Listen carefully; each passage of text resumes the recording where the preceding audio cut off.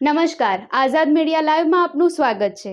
આણંદ નજીક આવેલા ચિખોદરા ગામમાં ક્ષત્રિય સમાજે ભાજપ વિરુદ્ધ પોસ્ટર લગાવીને વિરોધ વ્યક્ત કર્યો છે। ચિખોદરા ગામમાં ભાજપના કોઈ પણ કાર્યકર કે આગેવાનને પ્રવેશ કરવો નહીં તેવા પોસ્ટર લગાવવામાં આવ્યા છે। આણંદથી માત્ર 5 કિલોમીટરના અંતરે આવેલા ચિખોદરા ગામમાં આજે ક્ષત્રિય સમાજે પોસ્ટર લગાવી વિરોધ દર્શાવ્યો છે।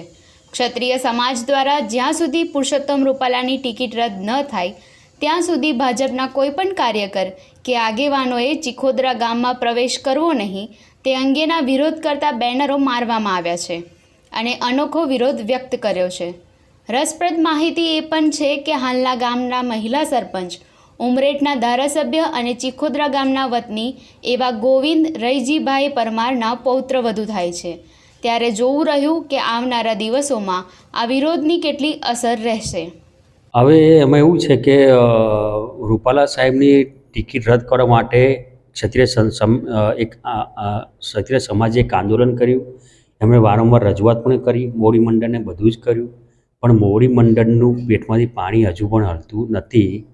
એટલે મારા ચિખોદરા ગામની વાત કરું તો મારા ચિખોદરા ગામમાં ક્ષત્રિય સમાજની વસ્તી વધારે છે અને અમે હંમેશા મારું ચિખોદરા ગામ અમને પ્રેમ ખૂબ જ કરે છે અને ક્ષત્રિય સમાજના મતથી જ અમે જીતીએ છીએ કાયમ માટે વર્ષોથી।